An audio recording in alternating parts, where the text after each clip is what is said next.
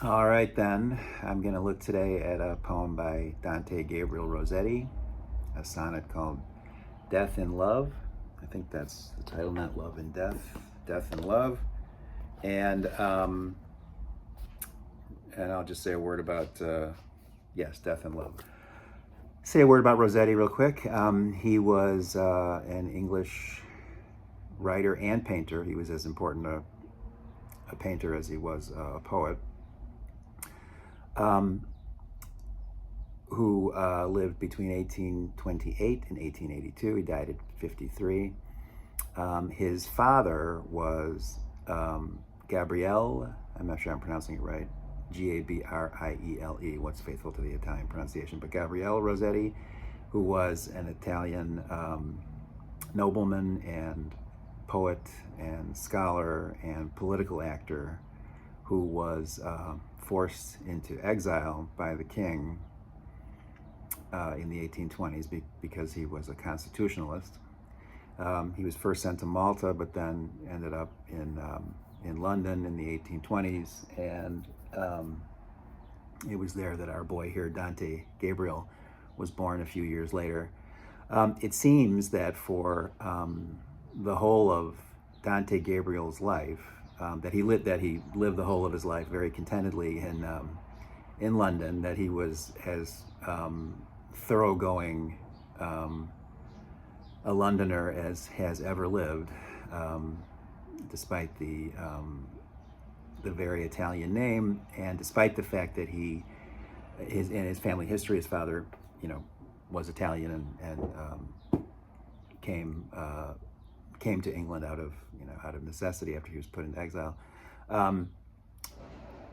But despite the fact that he had that family history and connection to Italy, and the fact that he pretty much his entire life steeped like a tea bag in Italian art and literature and culture and history, despite all that, he never visited Italy, which I find kind of fascinating. I mean, visiting a foreign country then was more difficult than it is now, of course, but even from a place as relatively close to Italy as England, relatively closer compared to the United States, certainly.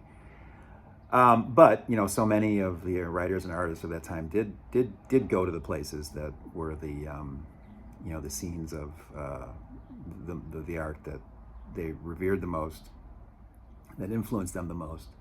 But Dante Gabriel Rossetti, never felt the need to set his foot down on Italian soil his whole life,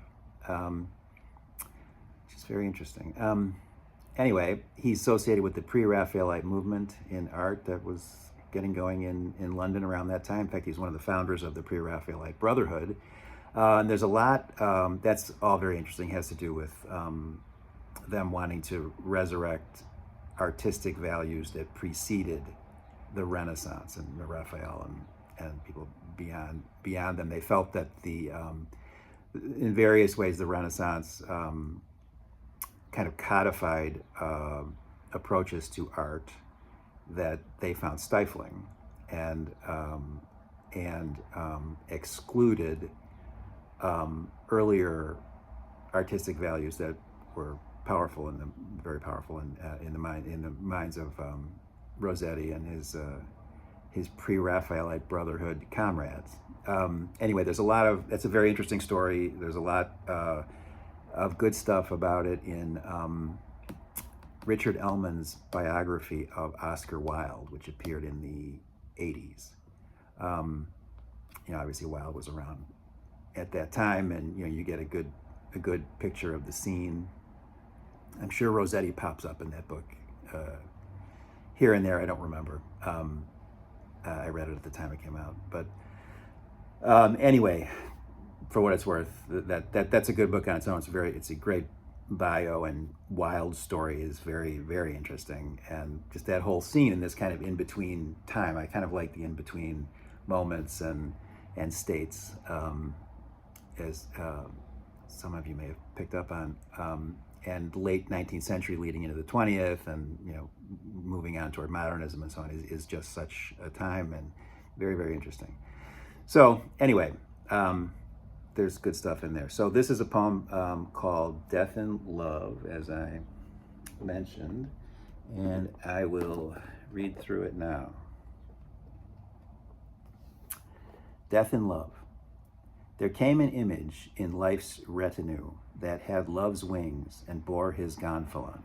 Fair was the web and nobly wrought thereon, O soul-sequestered face, thy form and hue. Bewildering sounds, such as spring wakens to, shook in its folds, and through my heart its power sped trackless as the immeasurable hour when birth's dark portal groaned and all was new. But a veiled woman followed, and she caught the banner round its staff to furl and cling, then plucked a feather from the bearer's wing and held it to his lips that stirred it not, and said to me, Behold, there is no breath. I and this love are one, and I am death. Okay, that's from 1870. Pretty sproncy little piece of work, I think. As I've said before, you might, if you want to, have spend some time with this poem and try to really take it in, you might, stop the video now, come back, I hope, but just kind of live with it the way it sounds and the way it is, and its continuity and its tropes, its images, everything, its rhymes, and just kind of live with it for a while. I think it's a good way to kind of let it into your system. As I think I mentioned before, T.S. Eliot once said, good poetry can communicate before it's understood. And I firmly believe that. And I think one of the ways to make it really your possession is to spend some time with it.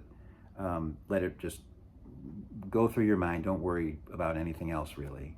And look at it as kind of an object, as though you're looking at a vase or something. And say it aloud, maybe even memorize it, and let it become, and as you're saying it out loud, as I just was, let it condition your breathing. It's kind of, you're kind of taking it into your body in a way. And I, before you get analytical, not that you shouldn't get analytical, but before all that. And I think it's a good way to establish, get on a kind of a footing with it and make it your own possession, ultimately. Okay, so sonnets. There are, a handful of kind of main types of sonnets. There's the Shakespearean, sometimes called the English sonnet, and all of Shakespeare's sonnets, of course, as stands to reason, are in that form. There's the Petrarchan, there's the Miltonic from John Milton, and then there's my favorite, the Spenserian. And I like it best because of the rhyme scheme. It has an unusual rhyme scheme. Typically, so let's see here. This one doesn't conform exactly to any of these four. I would say it's probably closest to the Miltonic, and there's a little Spenserian element there, if it's fair to call it that. I don't know. But in any event, a sonnet, to be a sonnet, it has to be 14 lines. Traditionally, the lines are in iambic pentameter, so 10 syllables each, and with 5 poetic feet. And in the tradition, those 5 poetic feet would be iambs, I-A-M-B, an unstressed and a stressed syllable. Now, if you were to recite the poem that way, it would sound artificial and stilted and so forth. It would have been correct, I think, at one time to do that. They are iambs, they're supposed to be stressed a certain way, so you would say it that way.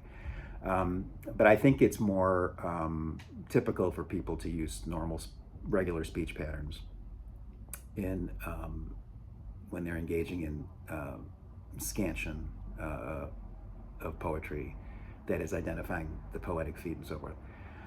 And I think, instead of a given line, instead of getting 5 iambs, you'll get something more mixed and something, in my view, more interesting, actually. So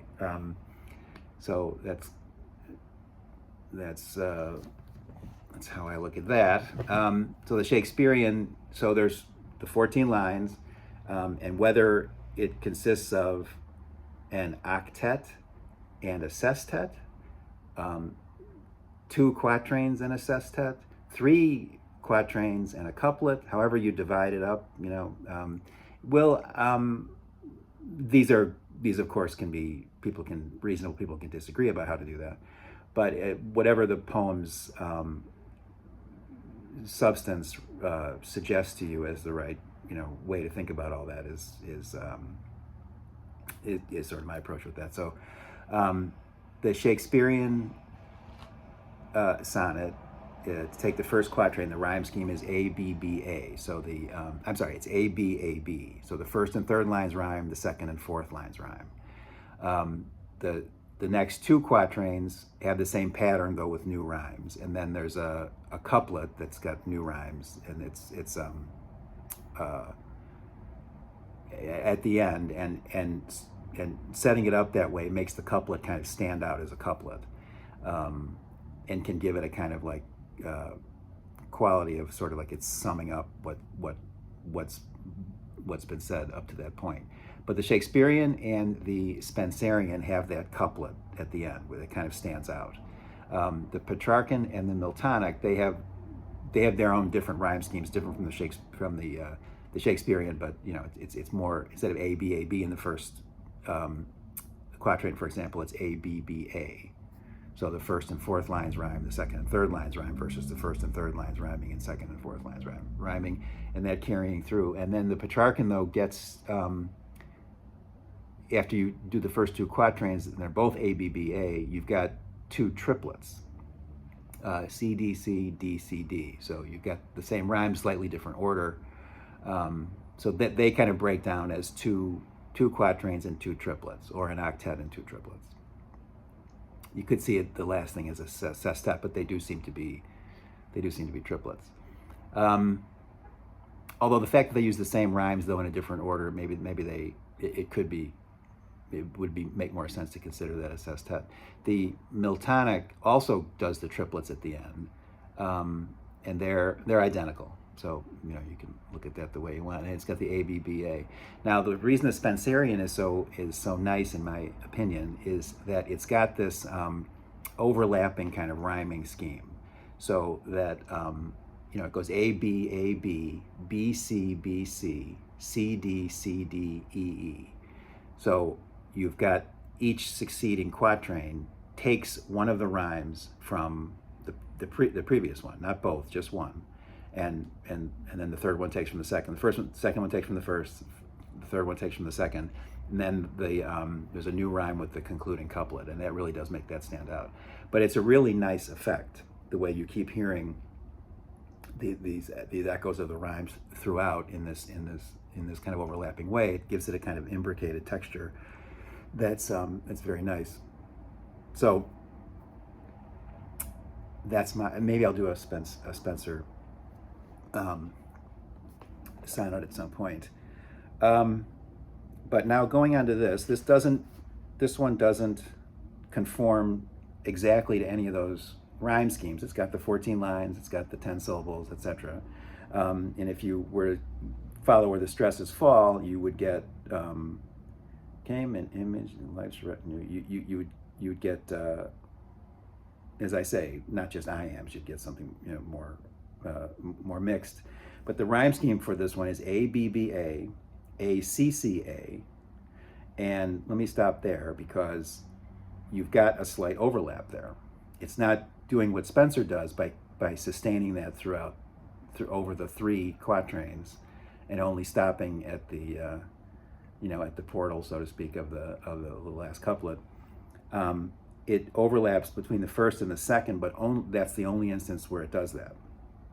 And I think it's kind of interesting, given what's being said and what you're being shown, being asked to think of in the first two quatrains. And it does, again, it does not carry through to the third quatrain or on to the end. So that's a point of interest, and I'll have something more to say about that in a second. But the reading this poem, the main thing that I think that jumps out at me, and I always do try to, among the things I think it's good to look at, think about, or consider in a poem, is which of your, say for the moment, your primary senses, your 5 primary senses, sight, sound, smell, touch, taste, which of them is being appealed to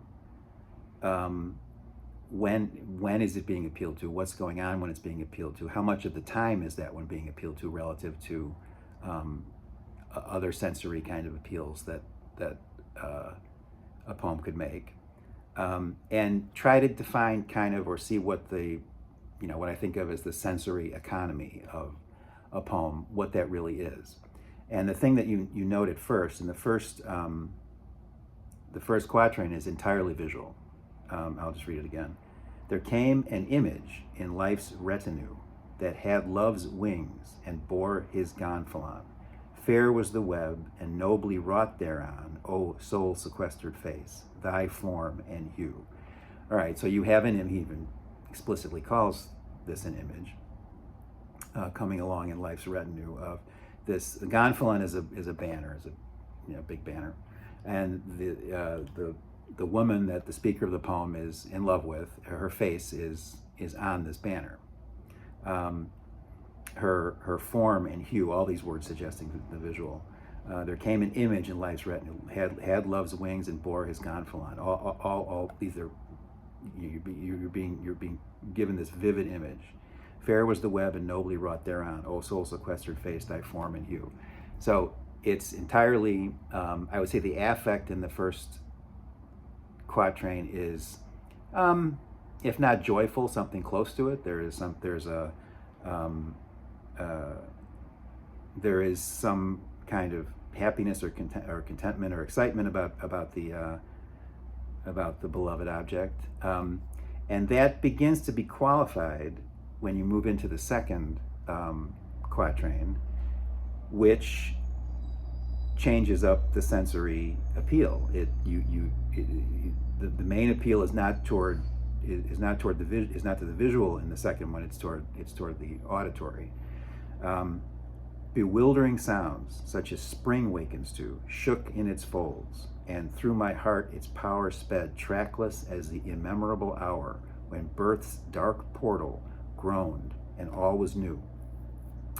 Very interesting. With this stanza, you've got some darker notes coming into this. You're getting a more complicated view of love, at least as this person's experiencing it, and you've got bewildering sounds. Okay, so things that you don't understand or know what they are.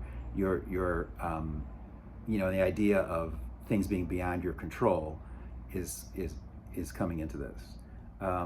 However secure he may have seemed in viewing this, what seems like a procession in the first quatrain,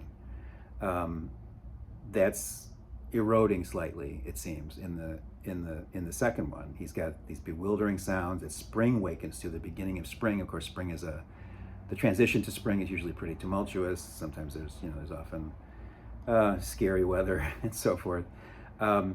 And then he says that these sounds that shake in its folds. And so you've got this kind of awe-striking image. I think something I'm picturing something very, very large when you're talking about it shaking in its folds. And so there's a little visual cue there too. It's mainly auditory, but that I would say is an image. The sound is shaking the folds, but your mind's eye sees these folds shaking. And then he mentions that through my heart, its power, the sounds, sped trackless as the immeasurable hour when birth's dark portal groaned and all was new. So it's overtaking him, sort of flooding him. It's inundating him. And he likens it to, the pain of being born, of falling in love as the world is becoming new. But he talks about birth's dark portal groaning. So there's a suggestion of pain and fear and loss of control and you might say compromised agency, to put it mildly. And the mood definitely changes between between the first and the second. And I think what's interesting, back to the overlapping rhyme that applies to these two quatrains only and isn't sustained through to the end of the poem. The repetition of the first rhyme, the A rhyme, so you have in the first everything that rhyme. You have retinue, and then hue is rhymed with that, and then you've got to and new in the second one, so it carries through the first rhyme, the rhyme of the first and fourth lines of the first quatrain, if you're with me, and I think that suggests that, maybe that just sounded good to him, and he didn't think about it anymore. And maybe there wasn't any particular strategy involved in that, or any particular suggestion that he's trying to make, but I do find it suggestive nonetheless, and it draws those two quatrains together, I would say, and I think gives the impression that what happens between quatrain 1 and quatrain 2 is not that the impression created, the happy impression created in the first quatrain is overthrown by the second one and exposed as false, and that we're really getting to the deeper truth, to the truth behind the facade or anything like that. I don't think that that's really true. I think that's what he's saying, or the picture of love that's forming up here. I think it's love kind of turns up as it kind of shapes up as an irreducible compound of light and dark elements, and kind of feelings of exaltation, also feelings of loss of control, maybe loss of self, and therefore it kind of prepares the ground for what comes after it. But I think what you get is this idea of love as not one thing or another, not this or that, but rather this irreducibly plural, and kind of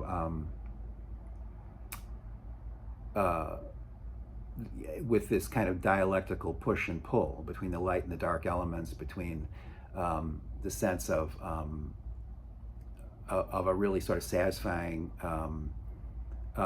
connection with another person, and the sort of other side of it, which involves kind of loss of control, loss of agency, perhaps, all the things that are entailed that I think are entailed to some extent by an intense love,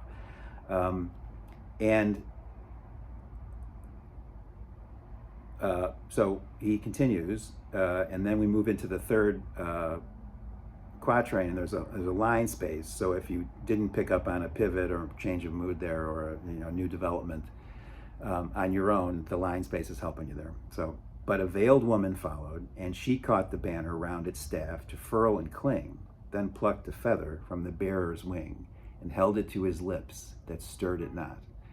Okay, so now this veiled woman's very interesting, because she contrasts pretty directly, I would say, kind of inescapably, with the gonfalon, the big banner that had the image of the speaker of the poem's beloved object, on it, embroidered on it, whatever. It's a big banner, and she's on it. This other woman, her face is behind a different kind of fabric and can't be seen. Again, what's seen, what can't be seen, the impression created by what is seen, and then it's made, qualified, changed, transformed by the evidence of other senses that come into play. In this case, the auditory sense. But we've got this woman. She's her face is concealed behind a banner. She grabs the banner, and she takes a feather from the wing of the being that had love's wings and that was bearing the banner, and holds it to love's lips, and they didn't stir. And then she says, "Behold, there is no breath. I and this love are one, and I am death." So it ends pretty gravely, if I can put it that way, and in a very different mood from how it started, I would say, and gives a very, through these interesting tropes and images, and this sense that of love as this internally kind of divergent phenomenon, this complex of feelings that is by no means comfortable and isn't free of pain and fear and so on and so forth. Because I mean, if you look at the first quatrain, which is all visual, he characterizes life as a retinue, and normally that means that a bunch of staff people or bodyguards, what have you, that people have around them to do different things to support them in different ways. But I think the suggestion of the whole first quatrain is that life is this kind of procession or parade or pageant or something like that, and the bearing of the banners and so forth and so on. And the thing about the characteristic of such a thing, a procession like that, is that it's an ordered and organized activity, and it's all geared toward the visual gratification of whoever happens to be beholding it. So it puts the person viewing it as kind of this at the center of it, is kind of the purpose of it. It's all being done for him or for them, and that feeling of security and life proceeding in a way that's in harmony with us and our needs and so forth. That again, it succeeds to a more indeterminate and more and a little bit less secure feeling that you get starting with number two, as you get beyond the world of quatrain number two, where you get beyond the world of appearances and the evidence of other senses begins to be admitted, and things start to look a little bit different. So I think so it brings together these ideas of love and death. He's not the first one to do that. He's certainly wasn't the last to do that. And I guess it has to do with what is it about love, about being in love, about expressing this or experiencing this most intense connection toward another person, that brings death into the frame. Well, I mean, I guess it's some of the darkness in the second quatrain is getting at it, and obviously the things that the veiled woman says. But there's I suppose there's lots of ways. There's the other side of the coin of being intensely infatuated with a person, is the anxiety and the joy that might bring, and the exalted feelings it might bring. The other side of that coin is anxiety about losing the beloved object, and the way to surest way to lose them is for that person to die. But also, I think in the very act itself, I mean, you're sort of seeing this person, the speaker of the poem, as it moves from like 1 to 2, you're starting to see him lose kind of control, kind of experiencing a loss of self, and that the very experience of being in love and trying to, in the way that you want, in a spiritual sense, you want to kind of merge with and identify with this other person, entails some maybe loss of your sense of self, some in some sense. I mean, so apart from death being an appalling reproach to the way that our spirits want to think about eternal love and being with someone forever, we find out that the experience of love itself brings us these anxieties, and that it's part of it's just part of the basic experience of it, it seems to me. So at any rate, that is Death and Love by Dante Gabriel Rossetti. I hope that I've just opened some paths that you might find profitable. And so I will read this again and sign off. Death and love. There came an image in life's retinue that had love's wings and bore his gonfalon. Fair was the web, and nobly wrought thereon, O soul-sequestered face, thy form and hue. Bewildering sounds, such as spring wakens to, shook in its folds, and through my heart its power sped trackless as the immeasurable hour when birth's dark portal groaned and all was new. But a veiled woman followed, and she caught the banner round its staff, to furl and cling, then plucked a feather from the bearer's wing, and held it to his lips that stirred it not, and said to me, Behold, there is no breath. I and this love are one, and I am death. All right, see you next time.